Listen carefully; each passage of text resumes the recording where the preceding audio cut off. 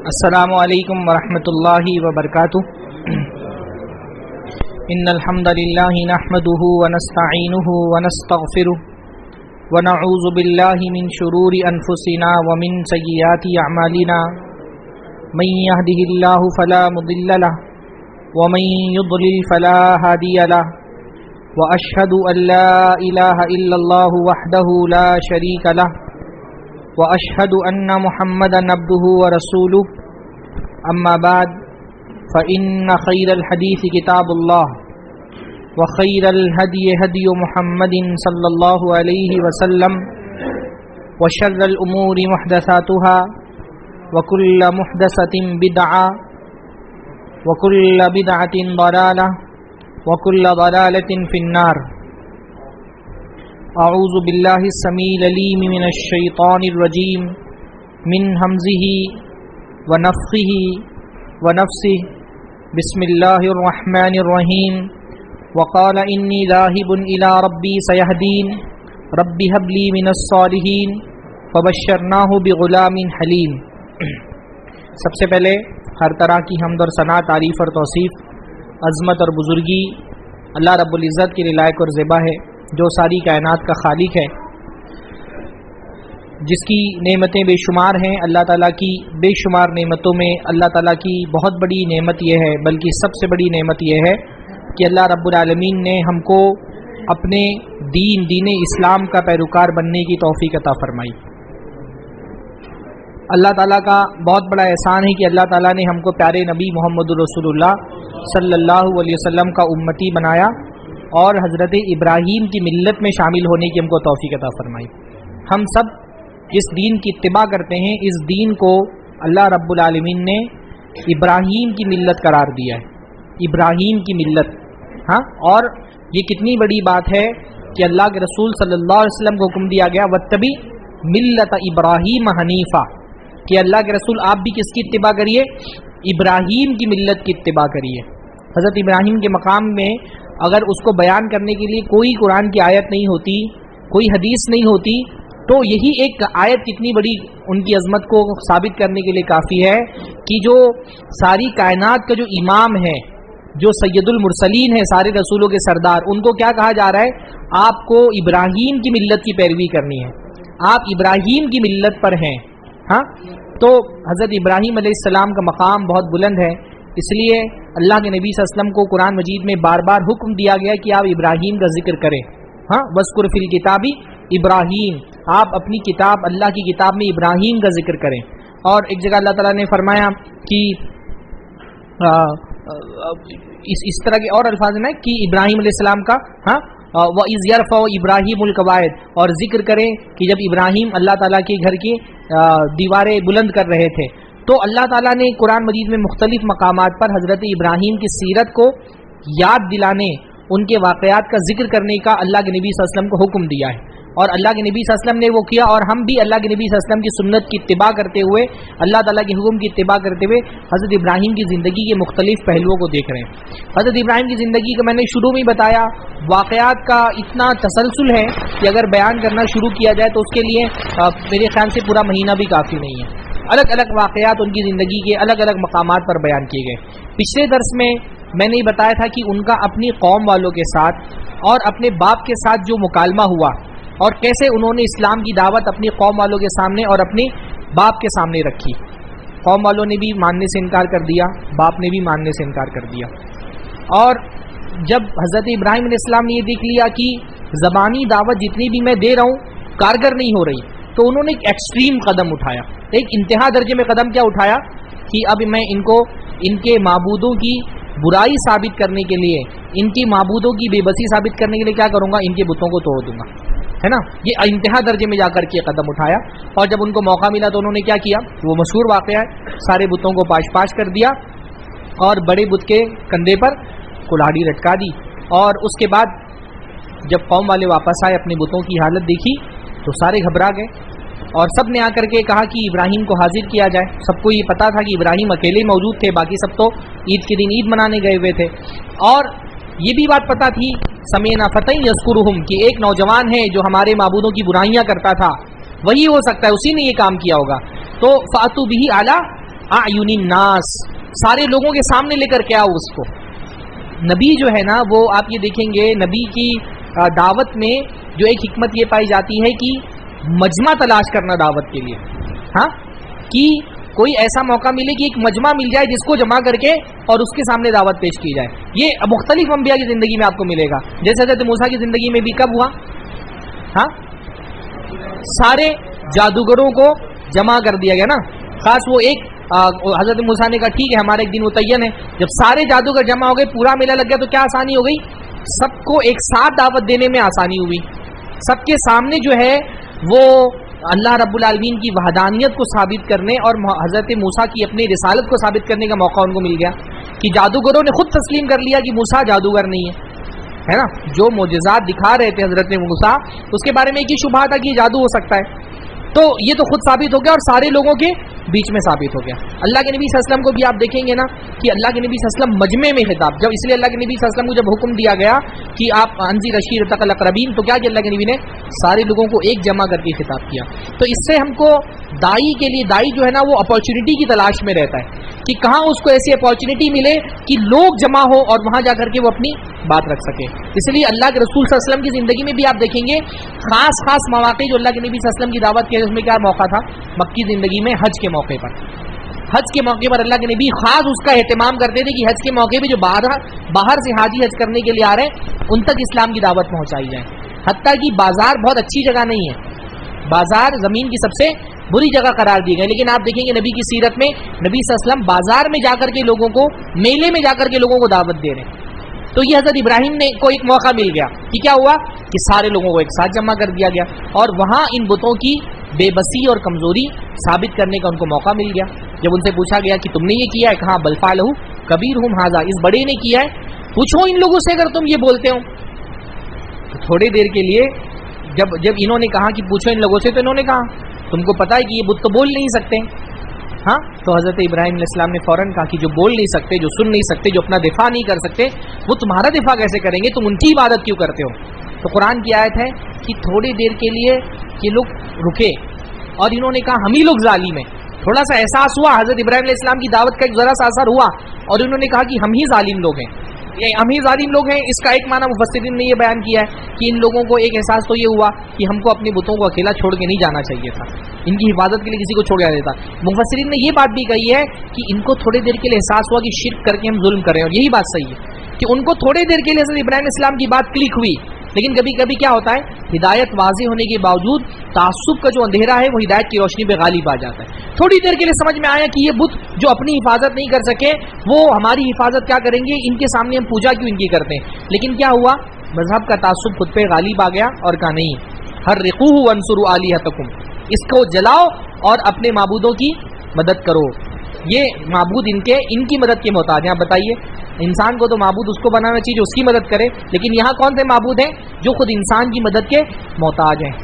اور پھر اس کے بعد کیا ہوا کہ ان کے لیے آگ جلائی گئی، بہت شدید آگ جلائی گئی، یعنی اتنی آگ جلائی گئی کہ حضرت ابراہیم علیہ السلام کو اس آگ میں ڈالنے کے لیے ایک الگ عمارت بنانی پڑی. ابنوہ بنیانا، کیسے قرآن کی آیت ہے نا کہ ایک الگ عمارت بنانی پڑی کیونکہ آگ کے قریب بھی کوئی نہیں جا سکتا تھا. اور ہر قوم کے آدمی نے اس میں حصہ ڈالا حضرت ابراہیم علیہ السلام کو جلانے کے لیے. حضرت ابراہیم علیہ السلام جب ان کو آگ میں پھینکا جانے لگا تو انہوں نے کیا کیا، حسبی اللہ و نعم الوکیل. اللہ کے نبی صلی اللہ علیہ وسلم نے یہ کب کہا تھا؟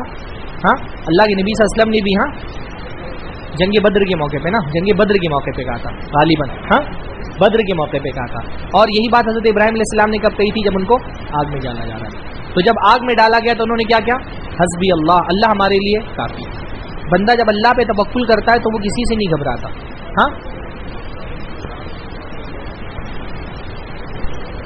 قد جمول، تو یہ بدر کا موقع ہے نا، بہت کا موقع ہے، ہو سکتا ہے مجھے کنفیوژن ہو. بہرحال تو اللہ کے نبی نے بھی یہ بات کہی اور حضرت ابراہیم نے بھی یہ بات کہی، اور پھر ان کے بعد ان کو آگ میں ڈال دیا گیا. تو جب بندہ اللہ پہ توکل کرتا ہے تو اللہ تعالیٰ اس کے لیے کافی ہو جاتا ہے. پھر اللہ تعالیٰ پہ توکل ہے، جب بندہ اللہ پہ توکل کرتا ہے نا، توکل میں ایک بہت اہم بات کیا ہوتی ہے، توکل اسباب دیکھ کے نہیں کیا جاتا ہے. یعنی بہت سارے لوگ توکل کرنے کے لیے تلاش کرتے ہیں پاسبل ہو تو توکل کریں. بندہ جب اللہ پہ توکل کرتا ہے تو اللہ کے لیے سب کچھ پاسبل ہے. تو وہ ہر چیز یعنی وہ یہ نہیں دیکھتا کہ حالات تو ایسے نہیں ہیں، اسباب تو نہیں ہے، ممکن تو نہیں ہو رہا ہے، کیسے اللہ پہ توکل کریں، کیسے اللہ سے دعا کریں. اللہ پہ توکل کرتا ہے بندہ تو آنکھ بند کر کے کہ حالات کیسے بھی ہوں اللہ تعالیٰ اسباب پیدا کرنے پر قادر ہے، اللہ تعالیٰ چیزوں کی تاثیر بدل دینے پہ قادر ہے. تو بہت سارے لوگ کیسا ہوتا ہے بیمار ہو گئے، اب ڈاکٹروں نے جواب دے دیا، اب بولتے ہیں جب کوئی علاج ہی اس کا نہیں بچا تو توکل کیا کریں، دعا کیا کریں. اللہ کے بندو، اللہ رب العالمین تو ہر چیز کرنے پہ قادر ہے نا. تو جب اللہ پہ توکل کا مطلب یہ اسباب مت دیکھو کتنا پاسبل ہے، کیا دنیا کے اعتبار سے کیا چیز امکانات میں ہے، پاسبلٹی میں کیا ہے. اللہ پہ توکل کرو تو یہ سوچو کہ کرشمہ ہوگا انشاءاللہ، معجزہ ہوگا انشاءاللہ، ہے نا. یہ سوچ کر کے اللہ پہ توکل کرنا چاہیے. تو انہوں نے توکل کیا. اللہ نے توکل کا جواب کیسے دیا؟ اللہ رب العالمین نے فرمایا یا نارو کونی بردو وسلام علی ابراہیم، کہ اے آگ تو ٹھنڈی ہو جا. ٹھنڈی ہو جا تو کافی ہو جاتا تھا نا، ٹھنڈی ہو جا. لیکن ہو سکتا ہے کہ اس کے ٹھنڈے ہونے سے حضرت ابراہیم علیہ السلام کو ٹھنڈی لگنے لگے، تو صرف ٹھنڈی ہو جانے کا کیا کہا؟ یا نارو کونی بردو وسلامن، ٹھنڈی بھی ایسی ہو کہ میرے محبوب کو تیری ٹھنڈک سے بھی کوئی تکلیف نہ ہو، سلامتی والی بن جا، ایسی ٹھنڈک جو سلامتی والی ہو. یا نارو کونی بردو وسلام علی ابراہیم، اے آگ تو ٹھنڈی ہو جا اور سلامتی والی ہو جا ابراہیم پر. اور آگ پھر وہ ٹھنڈی ہو گئی، سلامتی والی بن گئی. حضرت ابراہیم علیہ السلام وہاں بھی سروائیو کر لے گئے. اللہ آزماتا ہے لیکن اللہ بندے کو فیل نہیں کرتا. حضرت ابراہیم کی زندگی میں یہ بہت بڑا آزمائش آتی ہے، فیل نہیں ہوتا بندہ. والعاقبۃ للمتقین، انجام آخر میں کیا ہوتا ہے؟ متقی کے حق میں بہتر ہی ہوتا ہے. آخر شروع میں مسائل آتے ہیں، پریشانیاں آتی ہیں، لیکن آخر کار انجام کس کے حق میں آتا ہے؟ متقی کے حق میں بھی آتا ہے، متقی ہی کے حق میں آتا ہے. وہاں سروائیو کر لے گئے. باپ کو بہت سمجھایا، جاتے جاتے باپ کو اور سمجھانے کی کوشش کی. قرآن مجید میں ایک جگہ سورہ مریم میں، اصل میں حضرت ابراہیم علیہ السلام کا واقعہ قرآن مجید میں اتنی جگہ منقول ہے کہ یہ نہیں سمجھ میں آتا کہ کہاں پہ آپ کو بیان کیا جائے، کہاں چھوڑ دیا جائے. ایک سورہ مریم میں اللہ تعالیٰ نے بہت خوبصورت وہ واقعہ بیان فرمایا، وَاذْكُرْ فِي الْكِتَابِ إِبْرَاهِيمَ إِنَّهُ كَانَ صِدِّيقًا نَبِيًّا، اور ابراہیم کا ذکر کریے اپنی کتاب میں، بے شک وہ سچے نبی تھے. اذ قال لأبيه یا ابت لم تعبد ما لا يسمع ولا يبصر ولا يغني عنك شيئا. جب حضرت ابراہیم نے اپنے باپ سے کہا یا ابتی، اے میرے باپ، اے میرے ابا، اس میں کیا ہے؟ محبت کا اظہار، شفقت کا اظہار. اور اس میں داعی کے لیے بہت بڑی نصیحت ہے کہ مدعو کتنا بھی ڈھیٹ ہو، کتنا بھی گمراہ ہو، اس کے ساتھ نرمی سے گفتگو کرنی ہے نا. آپ دیکھیے اللہ تعالیٰ نے حضرت موسیٰ علیہ السلام کو جب فرعون کے پاس نبی بنا کر کے بھیجا تو کیا فرمایا؟ قُولَ لَهُ قَوْلًا لَيِّنًا. فرعون سے بھی نرمی سے بات کرنا ہے. فرعون کے بعد اور کون بچتا ہے کہ جس سے آپ سختی کریں؟ ہاں، فرعون کے پاس جب بھیج رہے تو کیا کہہ رہے ہیں؟ نرمی سے. یعنی فرعون جو کفر کا، شرک کا، طاغوت کی سب سے بڑی علامت ہے، اس سے کہا جا رہا ہے کہ نرمی سے بات کرنا ہے. تو کہہ رہے ہیں یا ابتی، اے میرے باپ، لما تعبدو، اے میرے ابا، ہاں لما تعبدو، آپ کیوں عبادت کرتے ہیں، ما لا یسمع ولا یبصر، جو نہ سن سکتے ہیں نہ دیکھ سکتے ہیں، ولا یغنی عنک شیئا، نہ آپ کو کوئی فائدہ پہنچا سکتے. علماء نے ایک بڑا خوبصورت استدلال اس آیت سے ان گمراہ فرقوں کے خلاف کیا ہے جو اللہ تعالیٰ کی صفات کا انکار کرتے ہیں نا، جیسے جہمیہ ہیں اور معتزلہ، یہ دونوں فرقے، کرامیہ بھی، یہ سب اس بارے میں معروف ہے کہ یہ کیا کہتے ہیں؟ اللہ تعالیٰ کی کوئی صفت نہیں ہے، اللہ تعالیٰ کی کوالٹیز کا انکار کرتے ہیں، ایٹریبیوٹس کا اللہ کے انکار کرتے ہیں. جیسے معتزلہ کہتے ہیں سمیع بلا سمعین، اللہ سمیع ہے لیکن وہ سنتا نہیں ہے. بصیر بلا بصرین، اللہ بصیر ہے، بصیر اللہ کا نام ہے پر وہ دیکھتا نہیں ہے، اللہ کی صفات کا انکار کرتے ہیں. تو ان گمراہ فرقوں کے خلاف علماء نے اس آیت سے استدلال کیا ہے کہ اگر حضرت ابراہیم علیہ السلام نے تو اپنے باپ سے کہا کہ تمہارے معبود کیوں باطل ہے، ان کی عبادت کیوں نہیں کرنا، کیونکہ وہ سن نہیں سکتے، وہ دیکھ نہیں سکتے. تو جو لوگ اللہ کی صفات کا انکار کرتے ہیں وہ اگر یہ کہتے ہیں کہ اللہ بھی سن اور دیکھ نہیں سکتا ہے تو اس کا مطلب پھر اللہ بھی عبادت کے لائق نہیں، کیونکہ استدلال کیا ہے کہ جو سن نہیں سکتا، دیکھ نہیں سکتا، اس کی عبادت مت کرو. تو جو گمراہ فرقے کہتے ہیں اللہ بھی سن نہیں سکتا، دیکھ نہیں سکتا، تو اس کا مطلب پھر اللہ بھی نعوذ باللہ عبادت کے لائق نہیں ہے. تو دو طرح کے فرقے گمراہ، تعطیل اس کو کہا جاتا ہے نا. جب آپ عقیدے کی کتابیں پڑھتے ہیں تھوڑی سی ایک اعلیٰ معیار کی، تو اس میں یہ مباحث آتے ہیں تعطیل. تعطیل کا مطلب کیا ہوتا ہے؟ اللہ کی صفات کا انکار کرنا. دو طرح کے معطلہ ہیں، دو طرح کے گمراہ فرقے ہیں جو اللہ کی صفات کا انکار کرتے ہیں. کچھ لوگ کلی طور پہ انکار کرتے ہیں، حتیٰ کہ اللہ کے ناموں کا بھی انکار کرتے ہیں، اور کچھ جزئی انکار کرتے ہیں. جیسے ہمارے یہاں جو احناف عام طور پہ اشعری ہوتے ہیں یا شافعی جو ماتریدی ہوتے ہیں، یہ بھی اللہ کی صفات کا انکار کرتے ہیں، لیکن تمام صفات کا نہیں، صرف وہ 7 یا 8 صفات مانتے ہیں، باقی صفات کا انکار کرتے ہیں. اور باقی صفات کا انکار ایسے نہیں کرتے کہ کہتے ہیں ہی نہیں، تعویل کرتے ہیں اس کی. جیسے اللہ تعالیٰ کی صفت ہے کہ اس کے پاس ہاتھ ہے تو کہتے ہیں ہاتھ سے مراد قدرت ہے، انکار کرتے ہیں لیکن کیسے؟ تعویل کر کے انکار کرتے ہیں. تو بہرحال اس آیت سے علماء نے اس بات پر استدلال کیا ہے کہ اللہ تعالیٰ سننے اور دیکھنے والا ہے. یا ابتی انی قد جاءنی من العلم. دیکھیے کتنا پیارا نقطہ ہے. کیا کہہ رہے ہیں؟ اے میرے ابا انی قد جاءنی من العلم، میرے پاس ایک ایسا علم آ گیا ہے ما لم یأتک، جو آپ کے پاس نہیں ہے. ہاں میرے پاس ایک ایسا علم ہے جو آپ کے پاس نہیں ہے. فاتبعنی، تو آپ میری اتباع کریں. اہدیک صراطا سویا، میں آپ کو بتاؤں گا سیدھا راستہ کون سا ہے. کہنا کیا چاہ رہے ہیں کہ میرے پاس علم ہے اور وہ علم آپ کے پاس نہیں ہے. اب اگر کوئی اکھڑ آدمی ہوتا ہے تو کیسے بولتا ہے؟ یعنی صحیح بات کو بولنے کے ایک طریقہ ہوتا ہے اچھا اور ایک ہوتا ہے برا. بعض مرتبہ ہم کیا ہوتا ہے صحیح بات ہے برے طریقے سے بولتے ہیں تو وہ اثر انداز نہیں ہوتی. بتانا کیا چاہ رہے ہیں کہ تم جاہل ہو، ہے نا. اگر کوئی اکھڑ آدمی ہوتا تو کیا بولتا؟ تم جاہل ہو، میں سمجھنے والا ہوں، میں علم والا ہوں، میرے ساتھ چلو. پر کیا کتنے خوبصورت انداز میں بول رہے ہیں، انی قد جاءنی من العلم ما لم یاتک، میرے پاس، میں نے علم والا ہوں نہیں کہا، میرے پاس علم آیا. تکبر نہیں دکھا رہے نا، علم ہمیشہ اللہ تعالیٰ کی طرف سے آتا ہے. تو یہ نہیں بول رہے میں عالم ہوں، کیا بول رہے ہیں؟ میرے پاس علم آیا ہے، یعنی یہ میرا نہیں ہے، اللہ نے مجھے دیا ہے. اور آپ کو تم جاہل ہو یہ نہیں بول رہے ہیں، کیا بول رہے ہیں؟ وہ علم آپ کے پاس نہیں. حالانکہ اس کا معنی یہ ہے نا جس کے پاس علم نہیں ہو کیا ہے؟ جاہل ہے. لیکن ہر بات کو بولنے کا ایک صحیح بات کو بولنے کا ایک صحیح طریقہ ہوتا ہے، ایک غلط طریقہ ہوتا ہے. انبیاء کے اسلوب میں آپ کو یہ ملے گا کہ صحیح بات اچھے طریقے سے بولی جائے. سامنے والے کو بعض مرتبہ صحیح بات اس لیے سر انداز نہیں ہوتی کیونکہ بولنے کا طریقہ غلط ہوتا ہے نا. اس میں بھی حضرت موسیٰ کی سیرت میں ہم کو ایک بڑا خوبصورت مثال اس کی ملتی ہے کہ حضرت موسیٰ سے جب دربار میں جمع کیا فرعون نے، حضرت موسیٰ کو بلایا تو حضرت موسیٰ کو ایک دباؤ ڈالنے کے لیے کہا کہ فما بال قرون الاولی، کہ ہم سے جو پہلے لوگ گزر چکے ہیں ان کا کیا ہوا. فرعون کو یہ لگتا تھا کہ حضرت موسیٰ بولیں گے سب جہنم میں گئے، تمہارے باپ دادا سب جہنم میں گئے، تو میں اپنے درباریوں کو بولوں گا دیکھو تمہارے باپ دادوں کو جہنم ہی بول رہا ہے، تم اس کے پیچھے چلو گے. ہاں تو ایک ایموشنل بلیک میل کرنے کے لیے حضرت موسیٰ سے کیا سوال کیا؟ فما بال قرون الاولی، جو پچھلے لوگ گزر چکے ہیں ان کا کیا حال ہوا، وہ کہاں گئے. حضرت موسیٰ نے نہیں کہا سب جہنم میں گئے. بعض مرتبہ ہم لوگ جو ہے نا اتنے ہارش ہو جاتے ہیں ہم سمجھ نہیں پاتے کہ حکمت کا تقاضا کیا ہے. حضرت موسیٰ نے غلط نہیں کہا. حضرت موسیٰ نے کیا کہا؟ علمھا عند ربی فی کتاب لا یضل ربی ولا ینسا، اس کا علم میرے رب کے پاس کتاب میں ہے، میرا رب نہ بھولتا ہے نہ غلطی کرتا ہے. غلط کہا؟ صحیح کہا نا. بات جھوٹ نہیں گئی، بات صحیح گئی کہ اس کا علم میرے رب کے پاس کتاب میں ہے، جو بھی ان کا معاملہ ہوگا اللہ تعالیٰ ان کے اوپر ظلم نہیں کرے گا، اللہ تعالیٰ بھولتا نہیں، اللہ غلطی نہیں کرتا. انڈائریکٹ یہ بول دیا کہ اگر انہوں نے شرک کیا کفر کیا تو جہنم میں جائیں گے، لیکن فرعون کو موقع نہیں دیا کہ وہ حضرت موسیٰ علیہ السلام کا لفظ پکڑ کے اور پھر سارے لوگوں کو بلیک میل کرے.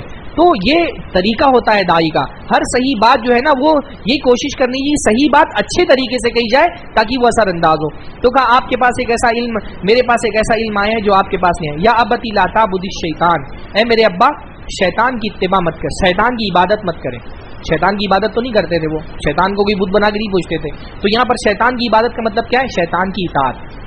اطاعت بھی عبادت ہے. اس آیت سے ہم کو کیا پتہ چلا؟ اطاعت کرنا بھی عبادت ہے. اللہ کے مقابلے میں اگر آپ کسی اور کی اطاعت کریں اس کا مطلب آپ اس کی عبادت کر رہے ہیں. اسی لیے یہود و نصارہ کو کہا گیا کہ انہوں نے اپنے علماء کو اپنا معبود بنا لیا. معبود اس معنی میں تو نہیں بنا کہ ان کی بت بنا کر کے پوچھتے تھے، پر اللہ کے مقابلے میں کسی کی بھی اطاعت کی جائے وہ اطاعت کیا ہو جاتی ہے؟ عبادت بن جاتی ہے. تو کہا شیطان کی عبادت مت کیجیے. ان الشیطان کان للرحمن عصیا، شیطان رحمان کا نافرمان ہے. یا ابتی انی اخاف ان یمسک عذاب من الرحمن، اے میرے باپ، اے میرے ابا، میں ہر جگہ یا ابتی یا ابتی، ہاں ہر مرتبہ کیا ہے اس کو دہرا رہے ہیں. یہ اپنی محبت کا اظہار ہے، اپنے تعلق کا اظہار ہے. مجھے ڈر ہے کہ کہیں رحمان کا عذاب آپ کو آ کر کے پکڑ نہ لے. عذاب کی بات کر رہے ہیں لیکن ساتھ ساتھ کیا بتا دے رہے ہیں کہ وہ رحمان بھی ہے. رحمت اور عذاب دونوں چیزیں، یعنی اس سے ہم کو کیا پتہ چلتا ہے؟ صرف ڈرانا نہیں ہے، رحمت کی امید بھی دلانا ہے. ہمیشہ صرف جہنم اور وعید کی باتیں نہیں سنانا ہے بلکہ اللہ کی رحمت اور اللہ کی رحمت کی وسعت بھی بندوں کو یاد دلانی ہے. ہم بہت مرتبہ دائی کے ساتھ، بعض مرتبہ اپنے بچوں کے ساتھ ہم صرف بچوں کو جہنم کے عذاب ہی کا ذکر سناتے ہیں، نعمتیں اللہ تعالیٰ کی نہیں بتاتے. تو یہ تربیت میں بہت بڑی خامی ہوتی ہے کہ صرف ڈرایا جائے. ڈرانا بھی ہے اور خوشخبریاں بھی سنانا. اس لیے اللہ کے رسول صلی اللہ علیہ وسلم کو بشیر اور نذیر دونوں کہا گیا. اللہ کے نبی خوشخبری بھی سناتے تھے اور ڈراتے بھی تھے. تو فتکون قال اراغب انت عن الہتی یا ابراہیم، اب یہ بار بار یہ ابتی کہہ رہے ہیں اور ابا کیا کہہ رہے ہیں؟ ابا کہہ رہے ہیں اراغب انت عن الہتی یا ابراہیم، اے ابراہیم کیا تو مجھ کو میرے معبودوں سے ہٹا دینا چاہتا ہے؟ ان سے چھڑوا دینا چاہتا ہے میرے معبود مجھ سے. اب یہاں پہ یا بنیا نہیں کہہ رہی, کہہ رہے کہ لئن لم تنتہی لارجمنک وہجرنی ملیا, اگر تو باز نہیں رہا تو میں تجھ کو لارجمنک, میں تجھ کو رجم کر دوں گا, وہجرنی ملیا, اور مجھ کو تو تنہا چھوڑ دے. قال سلام علیک, تو حضرت ابراہیم نے کیا کہا, آپ پر سلامتی ہو. یہ طریقہ ہے, بحث میں نہیں الجھنا ہے. سامنے والے کو دعوت دے دی, جتنا کوشش کی نہیں مانا, اب کیا کرو, سلام علیک, سلام. یہ سلامتی تحیت والی سلامتی نہیں ہے, یہ کون سی سلامتی ہے, برات والی. تحیہ نہیں ہے, یہ براءہ ہے.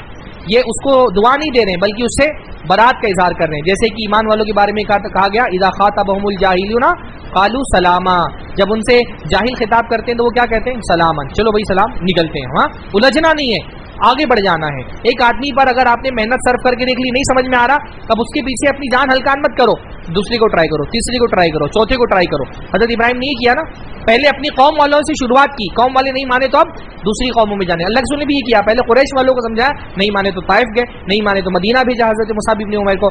تو اللہ تو یہ کہ سلام علیک ساستغفر لک ربی انہ کان بی حفیہ, میں عنقریب اپنے رب سے آپ کے لیے استغفار کروں گا. ہاں, وہ جو ہے تم آپ کی بخشش کی دعا کروں گا. اور انہوں نے کی, لیکن اللہ رب العالمین نے پھر ان کو روک دیا. اللہ تعالیٰ نے کہا کہ مشرک کے لیے دعا جائز نہیں ہے. تو حضرت ابراہیم علیہ السلام اس سے باز آ گئے, اور پھر انہوں نے یہ پلان بنا لیا کہ اب مجھے کیا کرنا ہے, اب مجھے یہاں سے نکل جانا ہے.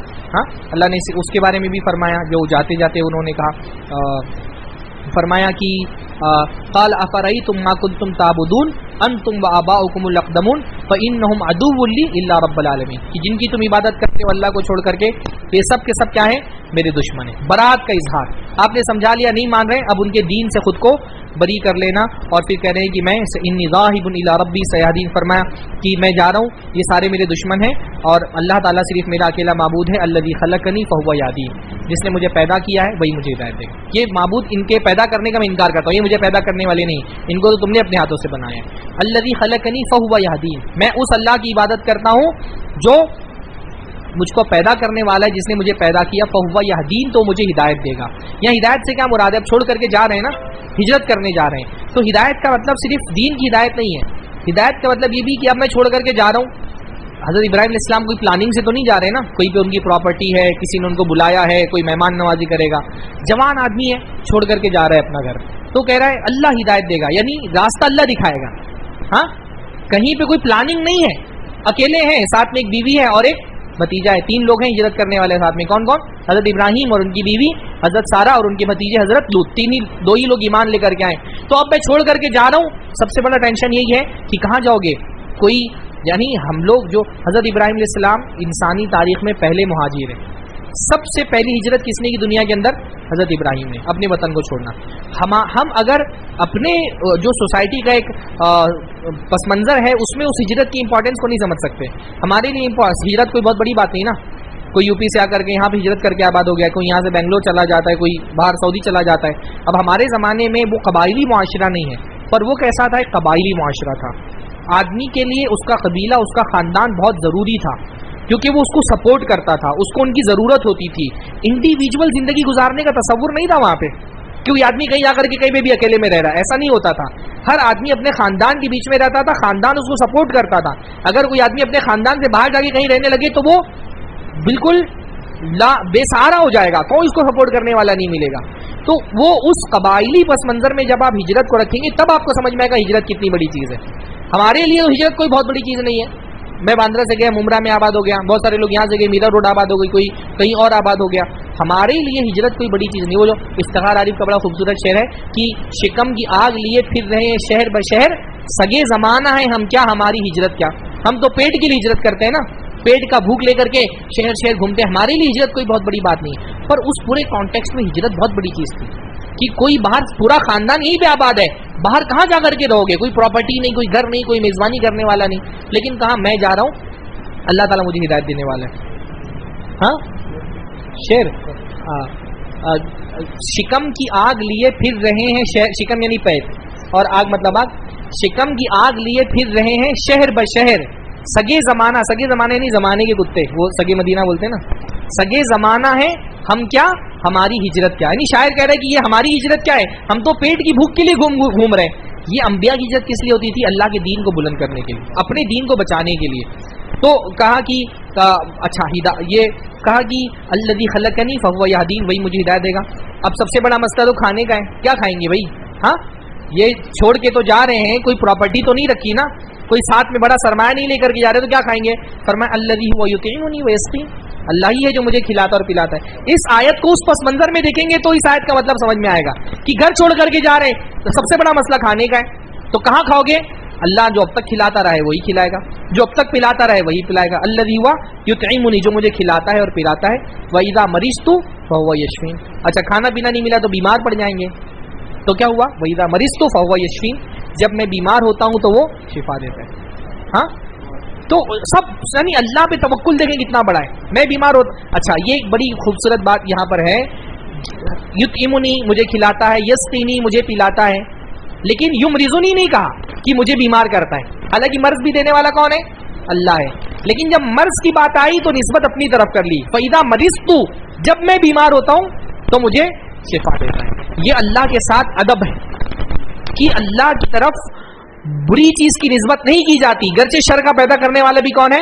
اللہ ہے. شر بھی اللہ ہی نے پیدا کیا، پر اللہ کی تعظیم یہ ہے کہ شر کی نسبت اس کی طرف نہ کی جائے. ہاں اس لیے اللہ کے نبی نے فرمایا وَالشَّرُّ لَيْسَ إِلَيْكَ، اللہ تعالیٰ شر کی نسبت تیری طرف نہیں کی جاتی. اسی لیے دیکھیے جب کسی کی کیا بچے کی ولادت ہوتی ہے تو کیا بولتا ہے؟ اللہ تعالیٰ نے الحمدللہ بیٹا عطا فرمایا. لیکن کسی کے باپ کا انتقال ہو جاتا ہے بولیں گے اللہ تعالیٰ نے اس کے ابا کو موت دے دی؟ نہیں. حالانکہ موت دینے والا کون ہے؟ اللہ ہے. لیکن اللہ کی تعظیم کیا ہے کہ شر کی نسبت اللہ تعالیٰ کی طرف نہ کی جائے. یہ آپ کو بہت ساری قرآن کی آیتوں میں ملے گا. سورہ جن میں بھی وہ آیت ہے نا، کیسے کیسے وہ قرآن کی آیت؟ نہیں وہ ہے نا کہ ام اراد بہم ربہم رشدا، کیسے؟ اس سے پہلے والی آیت کون سی ہے؟ وَإِنَّا، کیسے کہ ہم نہیں جانتے اشر ارید بمن فی الارض ام اراد بہم ربہم رشدا، ہم نہیں جانتے اشر ارید بمن فی الارض کہ جو زمین پر ہیں ان کے بارے میں شر کا ارادہ کیا گیا ہے. وہاں ارادے کی نسبت اللہ تعالیٰ کی طرف نہیں کی، مجہول کا صیغہ استعمال کیا. اریدا، کیا زمین والوں کے بارے میں شر کا ارادہ کیا گیا ہے؟ ام اراد بہم ربہم رشدا، یا ان کے رب نے ان کے سے بھلائی کا ارادہ کیا ہے. جب بھلائی کی بات ہوئی تو ارادہ فعل معروف استعمال کیا، اس کی نسبت اللہ کی طرف کی. جب شر کی بات تھی تو مجہول استعمال کیا کہ شر کا ارادہ کیا گیا ہے. کون کرنے والا ارادہ؟ اللہ کرنے والا. پر یہ نہیں کہا کہ اللہ نے ان کے ساتھ شر کا ارادہ کیا ہے. جب خیر کی بات آتی ہے تو نسبت اللہ کی طرف کی جاتی ہے، جب شر کی بات ہوتی ہے تو اس کی نسبت اللہ کی طرف نہیں کی جاتی. تو فرمایا وَإِذَا مَرِضْتُ فَهُوَ يَشْفِينِ، جب میں مریض ہوتا ہوں تو مجھے شفا دیتا ہے. اور کیا ہوگا پھر؟ مریض ہو گیا تو مر بھی سکتا ہوں. وَالَّذِي يُمِيتُنِي وَالَّذِي يُمِيتُنِي ثُمَّ يُحْيِينِ، اگر موت آ گئی تو موت بھی دینے والا وہی ہے اور پھر زندہ کرنے والا بھی وہی ہے. وَالَّذِي أَطْمَعُ أَن يَغْفِرَ لِي خَطِيئَتِي يَوْمَ الدِّينِ، اور وہی ہے جس سے میں امید کرتا ہوں کہ میرے گناہوں کو بخش دے گا. اپنے حالانکہ زیادتی قوم والے کر رہے ہیں، پر نبی کیا کر رہے ہیں؟ اپنے گناہ کو یاد کر رہے ہیں. کیوں؟ کیونکہ یہاں پہ ضرورت ہے نا، کھانے کی ضرورت، پانی کی ضرورت، سپورٹ کی ضرورت، سنبھالنے کی ضرورت، ہدایت دینے کی ضرورت. تو اگر اللہ تعالیٰ کی ساری نعمتیں چاہیے تو کیا دعا مانگنی چاہیے؟ مغفرت کی. جب آپ مغفرت کی دعا مانگتے ہیں تو استغفار کا فائدہ کیا ہوتا ہے؟ ہر طرح کا سپورٹ اللہ کا آپ کو مل جاتا ہے. اس لیے حضرت نوح علیہ السلام نے اپنی قوم والوں سے کیا کہا؟ فَقُلْتُ اسْتَغْفِرُوا رَبَّكُمْ إِنَّهُ كَانَ غَفَّارًا يُرْسِلِ السَّمَاءَ عَلَيْكُمْ مِدْرَارًا وَيُمْدِدْكُمْ بِأَمْوَالٍ وَبَنِينَ وَيَجْعَلْ لَكُمْ جَنَّاتٍ وَيَجْعَلْ لَكُمْ أَنْهَارًا. جب کچھ بھی نہیں ہو پانچ میں نا، سب مانگنا ہے اللہ سے، تو کیا بولنا ہے؟ استغفار کرنا ہے. فرمایا تم استغفار کرو، کیا ہوگا؟ اللہ آسمان سے بدلیاں برسائے گا. يُرْسِلِ السَّمَاءَ عَلَيْكُمْ مِدْرَارًا، بدلی بھر کر کے اللہ تعالیٰ بھیجے گا. وَيُمْدِدْكُمْ بِأَمْوَالٍ وَبَنِينَ، مال بھی دے گا، بچے بھی دے گا. وَيَجْعَلْ لَكُمْ جَنَّاتٍ وَيَجْعَلْ لَكُمْ أَنْهَارًا، نہریں بھی دے گا، باغات بھی دے گا. کب؟ صرف استغفار کرو. استغفار کرو، ہر مصیبت ٹل جائے گی، ہر نعمت آئے گی. تو اس لیے استغفار کر رہے ہیں. تو ربی حب لی حکم والحقنی بالصالحین، اللہ رب العالمین مجھ کو حکم عطا فرما دے، یعنی ثبات قدمی دے اور مجھے صالحین میں لے جا کر کے ملا دے. اب یہ برے لوگ تو مجھے چھوڑ رہے ہیں نا، یہ برے لوگ مشرک، ان کو میں چھوڑ کر کے جا رہا ہوں، لیکن مجھے ثبات قدمی کے لیے صالح لوگوں کی ضرورت ہے، تو مجھے صالح لوگوں سے لے جا کر کے ملا دیں. اس لیے بندے کو صالح صحبتیں تلاش کرنی چاہیے، صالح لوگوں کے ساتھ رہنا چاہیے. حضرت ابراہیم السلام اس کی دعا مانگ رہے ہیں وَجَعَلْنِي لِسَانَ صِدْقٍ فِي الْآخِرِينَ، اور میرے لیے ایک سچی زبان آنے والوں میں چھوڑ دے. اب یہ قوم کو چھوڑ کے جا رہے ہیں, قوم کوئی تعریف کرے گی حضرت ابراہیم کی؟ یہ تو برائی کرنے والے نا, یہ تو چاہیں گے کہ حضرت ابراہیم کے راستے پہ کوئی نہیں چلے, تو حضرت ابراہیم کا برائی ذکر کرنے والے, جھوٹ بات ہے حضرت ابراہیم کے بارے میں کہنے والے. تو میری قوم نے مجھے چھوڑ دیا, یہ میرے خلاف پروپیگنڈا کرے گی, یہ نفرت کی باتیں کرے گی, ان سے مجھے امید نہیں ہے اللہ. لیکن اللہ رب العالمین تو بعد میں آنے والوں میں میرا سچا ذکر چھوڑ دے. اور سب سے سچا ذکر اللہ تعالیٰ نے کیا چھوڑا کہ اللہ کے نبی محمد رسول اللہ صلی اللہ علیہ وسلم کو بھیج دیا ذکر کرنے کے لیے. اور کیسی دعا وہ قبول ہوئی دیکھیے آپ, کہ آج ہم یہاں پر بیٹھ کر کے ہزاروں سال پہلے ہم سے حضرت ابراہیم پیدا ہوئے تھے, آج بیٹھ کر کے ان کی تعریف کر رہے ہیں. وہ شخص جس کو اس کی قوم نے, اس کے گھر نے, اس کے خاندان نے چھوڑ دیا, اللہ تعالیٰ نے ایسا ذکر کاری کر دیا کہ رہتی دنیا تک مسلمان کوئی نماز نہیں پڑھتا 2 رکعت کی جس میں حضرت ابراہیم کا ذکر نہ کرتا ہوں. جب دعا پڑھتا ہے, درود پڑھتا ہے, اللہم صلی علی محمد وعلی آل محمد کما صلیت علی ابراہیم وعلی آل ابراہیم, تو اللہ تعالیٰ کیسے دعا قبول فرماتا ہے. وجعلنی من ورثۃ جنت نعیم, اور اللہ تعالیٰ مجھے جنت النعیم کا وارث بنا. بھئی یہاں کی وراثت تو چھوٹ گئی, اب باپ کی وراثت میں کچھ نہیں ملنے والا, تو اب وراثت میں کیا مانگ رہے ہیں؟ جنت کی وراثت جو ہمارے باپ حضرت آدم کو دی گئی تھی, اب وہ وراثت میں تجھ سے مانگ رہا ہوں. وغفر لی ابی انہ کان من الضالین, اور میرے والد کو بخش دے, بے شک وہ گمراہ تھا. یعنی اب تو میں چھوڑ کر کے آ گیا, اب پتہ نہیں ہدایت پر آیا کہ نہیں آیا, لیکن اس کو بخش دے. پھر اللہ تعالیٰ نے بعد میں حضرت ابراہیم علیہ السلام کو منع فرما دیا کہ ان کے باپ کے لیے مغفرت کی دعا کرنا درست نہیں ہے. اس لیے اللہ تعالیٰ نے قرآن میں فرمایا ابراہیم کی زندگی میں تمہارے لیے سوائے اس کے کہ جو انہوں نے اپنے باپ کی مغفرت کے لیے دعا کی تھی.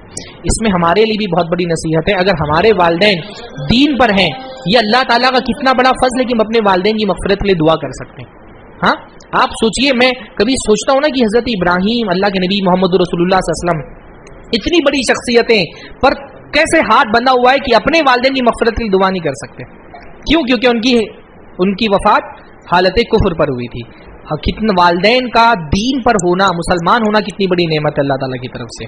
تو اس پر اللہ کا شکر ادا کرنا چاہیے. اللہ تعالیٰ نے کم سے کم ہم کو اتنا وہ چیز دی ہے جو انبیاء کو نہیں ملی, حضرت ابراہیم کو نہیں ملی, وہ اپنے والد کے لیے دعا نہیں کر سکتے. اللہ کے نبی کو نہیں ملی, وہ اپنے والد کے لیے دعا نہیں کر سکتے. اللہ تعالیٰ نے ہم کو یہ نعمت دی کہ ہم اپنے والدین کے لیے دعا کر سکتے ہیں الحمدللہ. تو پھر اس کے بعد انہوں نے ہجرت کی, گھر بار اپنا چھوڑ دیا. پھر بیچ میں بہت سارے واقعات پیش آئے. ہاں مصر گئے بیوی کو ساتھ لے کر کے, واقعہ لمبا صحیح بخاری وغیرہ میں روایت موجود ہے کہ فرعون نے جو ہے وہ کیا کوشش کی, حضرت ابراہیم علیہ السلام کی بیوی جو سارہ تھی بہت خوبصورت تھی, دنیا کی خوبصورت ترین عورتوں میں سے تھی, ان کی عزت پر ہاتھ ڈالنے کی کوشش کی. پر کیا ہوا, اللہ تعالیٰ نے اس کو بچا کر کے رکھا, وہ نہیں ہاتھ بڑھا پایا, پیرالائز ہو گیا. کوئی ایک طریقہ ایسا ہوا کہ وہ حضرت سارہ کی عزت پہ ہاتھ ڈالنے کی کوشش کرتا رہا, 2 بار 3 بار اس نے اٹیمپٹ کیا, لیکن وہ کامیاب نہیں ہو سکا. اور وہ پھر حضرت سارہ کو ایک اپنی خاندان کی ایک خاتون, کون, حضرت ہاجر, ان کو گفٹ میں دے دی, ان کو گفٹ میں دے دیا کہ یہ تم کو میں گفٹ میں دیتا ہوں. اور پھر حضرت سارہ نے کیا کیا, حضرت ہاجر کو حضرت ابراہیم علیہ السلام کے نکاح میں دے دیا. ان کا حضرت ابراہیم علیہ السلام نے حضرت ہاجر سے, حضرت ہاجرہ, حاجرہ نہیں, ان کا نام اصلاً کیا ہے, ہاجر ہے, حاجرہ نہیں. بہت سے لوگ حاجرہ بولتے ہیں, حضرت ابراہیم کی بیوی کا نام ہاجر ہے. صحیح بخاری کی جو روایت ہے اس میں ہاجر کا لفظ ہے. تو ان کے نکاح میں ان کو دے دیا. حضرت ابراہیم علیہ السلام نے ان سے نکاح کیا, حضرت اسماعیل کی ولادت ہوئی. پھر اللہ تعالیٰ نے ایک بہت بڑا امتحان کیا لیا, بہت بڑا امتحان یہ لیا کہ لے جا کر کے ان کو صحرا میں چھوڑ کر کے آ جاؤ. یہ کتنا بڑا امتحان ہے. یعنی ایک تو اچھا یہ حضرت اسماعیل علیہ السلام, اللہ تعالیٰ نے قرآن مجید میں یہاں پہ سورہ صافات میں فرمایا, قال انی ذاہب الی ربی سیہدین. حضرت ابراہیم جب نکلے ہجرت کر کے تو کیا فرمایا, میں جا رہا ہوں اپنے رب کی طرف. کہاں جا رہا ہوں, اپنے رب کی طرف. انہ ربی سیہدین, وہی رب مجھے ہدایت دے گا. یہ جو ہجرت کا ایک بہت بڑا سبق ہم کو حضرت ابراہیم کی سیرت سے ملتا ہے, وہ کیا, دین کے لیے وطن چھوڑا جا سکتا ہے, وطن کے لیے دین نہیں چھوڑا جا سکتا. یہ بہت بڑا ایک سبق ہے ہمارے لیے. ہاں دین وطن سے بڑا ہے, وطن دین سے بڑا نہیں. وطن کی محبت ایک فطری محبت ہے. ہر آدمی کو اپنے شہر سے, اپنی گلی سے, اپنے محلے سے, اپنے علاقے سے, اپنے ملک سے محبت ہوتی ہے. شریعت اس محبت کو نفی نہیں کرتی کہ وطن سے محبت نہیں کرنا ہے, پر کوئی بھی محبت دین کی محبت پر غالب نہیں آ سکتی ہے. جب دین محفوظ نہیں تھا تو کیا کیا کہ وطن چھوڑنا پڑے گا, چھوڑ دیں گے, لیکن دین کو اپنے محفوظ رکھیں گے. یہ جو ایک نیشنلزم کا ایک ہے نا کہ نیشن اسٹیٹ جو ہے وہ دنیا میں ہر چیز سے, بعض میں نے دیکھا کہ بعض دائیوں سے بلکہ مولویوں سے پوچھا گیا آپ پہلے ہندوستانی کی پہلے مسلمان ہیں, تو انہوں نے کیا بولا, یہ تو ایسے ہی سوال ہو گیا کہ کوئی مجھ سے پوچھے تم کو تمہاری دائیں آنکھ پیاری کی بائیں آنکھ پیاری ہے. اللہ کے بندو, اس میں کوئی شک نہیں ہے کہ دین بہت بڑی نعمت ہے. وطن سے وطن چھوڑا جا سکتا ہے, وطن تبدیل کیا جا سکتا ہے, دین تبدیل نہیں کیا جا سکتا. ہے نا. وطن کی محبت اپنی جگہ پر ایک نیچرل محبت ہے، لیکن یہ دین سے بڑی نہیں ہے. کیا مسئلہ ہے لوگوں کو، یہ تھوڑا سا ایک لوگوں کو سمجھنا چاہیے کہ کوئی آدمی اگر فون نہیں اٹھا رہا ہے تو کہیں بھی مصروف ہے. ہاں یہ ایک بڑی عجیب سی لوگوں کی کا رویہ ہے. اگر کہیں آدمی کوئی فون نہیں اٹھا پا رہا تو اس کو کہیں پر مصروف ہے، کوئی درس دے رہا ہے، کوئی اور مسئلہ ہے. ہاں ارے کتنا بھی ہے مسئلہ ہو تو آدمی آدھا ایک گھنٹہ بعد کال کرے. اب یہ نہیں بھائی وہ دیکھ رہی ہے، اب یہ کیا کروں میں، کیونکہ یہاں پہ آن لائن درس چل رہا ہے. اب ان کو میں فون اٹھا کر کے بول بھی نہیں سکتا ہوں کہ بہرحال تو وطن کے لیے دین چھوڑا جا سکتا ہے، دین کے لیے وطن نہیں چھوڑا جا سکتا. وطن کے لیے دین نہیں چھوڑا جا سکتا، دین کے لیے وطن چھوڑا جا سکتا ہے. بہرحال انہوں نے ہجرت کی اللہ تعالیٰ کے لیے سب کو چھوڑ کر کے، اور اللہ سے دعا کی ربی حبلی من الصالحین، اے اللہ تعالیٰ مجھ کو صالح اولاد عطا فرما. جن کو اللہ نے اولاد نہیں دی ان کو یہ دعا پڑھنی چاہیے. اچھا دیکھیے، اولاد ہونا کوئی بہت بڑی نعمت نہیں ہے. اصل نعمت کیا ہے کہ اولاد صالح ہو. اگر اولاد صالح نہ ہو تو وہ اولاد نعمت نہیں، وہ زحمت ہے، وہ عذاب بھی بن سکتی ہے ہمارے لیے. اس لیے صرف اولاد نہیں مانگی بلکہ صالح اولاد اللہ تعالیٰ سے مانگی. کیونکہ اگر اولاد ہو تو بعض اولادیں اپنے ماں باپ کے لیے کفر اور گناہ کا سبب بن جاتی ہیں. اس لیے حضرت خضر نے جب اس بچے کو مارا، قتل کیا، تو کیا فرمایا کہ اس بچے کو ہم نے کیوں امل غلام فکان ابواہ مؤمنین فخشینا یرهقهما طغیانا وکفرا، کہ یہ اولاد اتنی سرکش تھی، اگر یہ بڑی ہوتی تو یہ اپنے ماں باپ کو بھی شرک و طغیانی میں اور سرکشی میں مبتلا کر دیتی. تو اولاد صرف نہیں مانگنا اللہ سے، حبلی من الصالحین، اللہ تعالیٰ صالح اولاد عطا فرما. اچھا اس میں ایک بہت بڑی نصیحت یہ بھی ہے، بچہ پیدا ہونے سے پہلے اس کے صالح ہونے کی فکر ہے. ابھی اولاد ہوئی نہیں ہے، ہاں اولاد بعد میں ہوگی، لیکن ابھی سے کیا ہے کہ وہ صالح ہونا چاہیے. اولاد کی فکر اس کے پیدا ہونے سے پہلے، بلکہ شادی کرنے سے پہلے اولاد کی فکر ہونی چاہیے. ہاں حضرت حسن بصری کے بارے میں آتا ہے نا کہ جب ایک آدمی نے شادی کی، پھر ان سے آ کر کے کہا کہ میرے لیے دعا کریں اور مجھ کو طریقہ بتائیں اولاد کی تربیت کیسے کرنے. تو حضرت حسن بصری نے پوچھا شادی کر لی؟ کہاں؟ کہا ٹائم ختم. اب اولاد کی تربیت یعنی شادی کرنے سے پہلے آدمی اور لڑکی میں یہ دیکھے کہ یہ لڑکی میرے بچے کی تربیت کیسے کرنے والی ہے. تو ابھی بچہ ہوا نہیں ہے، پہلے سے اس کی دینداری کی، اس کے صالح ہونے کی فکر کر رہے. ہاں اب یہ دعا کب مانگی تھی؟ جب جوان تھے، ہٹے کٹے تندرست نا، جب نکل رہے تھے اپنے وطن کو چھوڑ کر کے، تب تو وہ جوان تھے. سمینا فتح یذکرہم، اللہ نے فرمایا کہ ایک نوجوان تھے جب انہوں نے بتوں کو توڑا تھا. دعا قبول کب ہوئی؟ بڑھاپے میں جا کر کے. اللہ نے کیا فرمایا؟ حضرت ابراہیم اسلام کی دعا ہے الحمدللہ الذی وہب لی علی الکبر اسماعیل. اللہ تعالیٰ، اللہ کے لیے ساری تعریفیں جس نے بڑھاپے میں جا کر کے مجھ کو اسماعیل، بڑھاپے میں یعنی دعا جوانی سے مانگ رہے تھے، قبول کہاں ہوئی؟ بڑھاپے میں جا کر کے. لیکن مایوس نہیں ہوئے. اس سے کیا پتا چلا کہ ہم دعا کو ریموٹ کی طرح سمجھتے ہیں، ادھر دعا مانگو اور ہم سمجھتے ہیں کہ ادھر ہی فوراً ہماری قبول ہو جانی چاہیے. ایسا نہیں ہے. ہاں دعا میں کبھی کبھی اللہ رب العالمین بندے کی صبر کو آزما رہا ہوتا ہے کہ تمہارا توکل کتنا ہے. مانگی جاؤ مانگی جاؤ مانگی جاؤ، جب اللہ کو پورا کرنا ہوگا اللہ تعالیٰ پورا کرے گا. لیکن بندے کی امید نہیں ٹوٹنی چاہیے اللہ سے. ہاں جوانی سے دعا مانگ رہے ہیں، ہم کو لگتا ہے ہماری دعا، ہم ایک مہینے سے دعا مانگ رہے قبول نہیں ہو رہی، ایک سال سے دعا مانگ رہے قبول نہیں ہو رہی. یہاں انبیاء پوری زندگی دعا مانگ رہے، قبول کب ہو رہی ہے؟ بڑھاپے میں. حضرت زکریا کی دعا کتنی پیاری ہے، قرآن کی بہت پیاری دعا میں حضرت زکریا کی دعا ہے ربی انی وہن العظم منی واشتعل الراس شیبا. ہاں اے اللہ تعالیٰ میری ہڈیاں کمزور ہو گئی ہیں، میرے بال سفیدی سے، میری سفیدی چمک رہی ہے میرے بالوں پر. رحم کرنے والے کو اس کے سامنے اپنی مصیبت بیان کرنا، اس سے کیا ہوتا ہے؟ اس کے رحم کے جذبات، ہے نا، رحم کے جذبات ابھارنے کے لیے اپنی مصیبت بیان کی جاتی ہے نا، تو اپنی مصیبت بیان کر رہے ہیں. اللہ میری ہڈیاں کمزور ہو گئی، میرے بال سفید ہو گئے. ولم اکم بدعائک ربی شقیہ، لیکن اللہ تعالیٰ تجھ سے دعا کر کے میں کبھی بھی نامراد نہیں رہا، تیری دعا سے کبھی مایوس نہیں ہوا کہ تو نہیں دے گا. تو دعائیں مانگتے رہو مانگتے رہو، جب اللہ تعالیٰ کو دینا ہوگا دیں گے. بلکہ حضرت ابراہیم کی زندگی میں دیکھیں نا کتنا بڑا، وہ پورا واقعہ میں بیان نہیں کر سکا، ٹائم نہیں میرے پاس. ہاں جو حضرت ابراہیم علیہ السلام چھوڑ کر کے گئے اپنی بیوی اور بچے کو، کہاں چھوڑ کر کے چلے گئے؟ صحرا میں چھوڑ کر کے چلے گئے. واپس جا رہے ہیں، پیچھے مڑ کے نہیں دیکھ رہے، بیوی پیچھے بھاگ رہی، کہاں جا رہے ہو چھوڑ کر کے؟ پیچھے مڑ کے نہیں دیکھ رہی، کہیں پیچھے مڑ کر کے دیکھ لیا تو رحم نہ آ جائے. جب بیوی نے بلا کے تھک گئی تو پوچھا اللہ ہمارا کا، کیا اللہ تعالیٰ نے یہاں چھوڑنے کا حکم دیا ہے؟ کہاں اللہ نے چھوڑنے کا حکم دیا. فرمایا اذا لا یضیعنا، تب اللہ تعالیٰ ہم کو ضائع نہیں کرے گا، ضائع نہیں کرے گا اللہ تعالیٰ. ہاں اتنا توکل اللہ پہ کہ اللہ ضائع نہیں کرے گا. آگے جا کر کے دعا کرتے ہیں ربی انی اسکنت من ذریتی بواد غیر ذی زرع عند بیتک المحرم فاجعل افئدة الناس تهوی الیہم. کہ اللہ تعالیٰ میں اپنے بال بچوں کو تیرے مبارک گھر کے پاس چھوڑ کر کے جا رہا ہوں، تو لوگوں کا دل اس کی طرف مائل کر دے. فجعل افئدۃ کی بھی دعا، حضرت ابراہیم کی دعاؤں پہ نا جو ایک سیریز ہو سکتی ہے. کیا اللہ تعالیٰ نے دعا قبول کی؟ انہوں نے کہا اللہ تعالیٰ دل کو مائل کر دے لوگوں کا اس زمین کی طرف. کیا قبول ہوئی؟ کون سا مسلمان ہے جس کا دل کعبہ کے لیے دھڑکتا نہ ہو؟ ہاں، جو آدمی جاتا ہے کبھی سیراب ہو کر کے نہیں آتا. وہ زمین جہاں پر پینے کے لیے پانی نہیں تھا، کھانے کے لیے کھانا نہیں تھا، اپنے بچوں کو چھوڑ کے گئے، اللہ سے دعا کی کہ اللہ تعالیٰ لوگوں کا دل اس کی طرف پھیر دے. کیسا دل پھرا لوگوں کا کہ آج مومن بندے کا اشتیاق یہ کہ اس کی موت بھی آئے تو کعبہ کے پہلو میں آئے. کیسے اللہ تعالیٰ دعائیں قبول کرتا ہے. دیکھیے چھوڑ کر کے گئے، کتنا توکل ہے اللہ پہ. حضرت اسماعیل علیہ السلام پیاس سے بلبلا رہے ہیں، رو رہے ہیں، پینے کے لیے پانی نہیں ہے. حضرت ہاجر چکر لگا رہی ہیں، صفا سے مروہ، مروہ سے صفا، صفا سے مروہ، مروہ سے صفا. اس میں ایک نصیحت ہے کہ صرف دعا کافی نہیں ہے، دعا کے ساتھ ساتھ اپنی محنت بھی آپ کو کرنی ہے. یہ نہیں کہ دعا کر رہے ہیں. حضرت ہاجر سے بڑے توکل کسی کا ہوگا؟ حضرت ہاجر سے زیادہ توکل والی عورت کون سی ہوگی؟ لیکن صرف دعا نہیں کر رہی ہیں، محنت کر رہی ہیں. پہاڑ جیسی وہ وادیاں ہیں اور صفا سے مروہ کا چکر لگا رہی کہ شاید یہاں کوئی قبیلہ، کوئی قافلہ آتا ہوا دکھ جائے. پھر مروہ سے صفا جا رہی ہیں، پھر صفا سے مروہ جا رہی ہیں.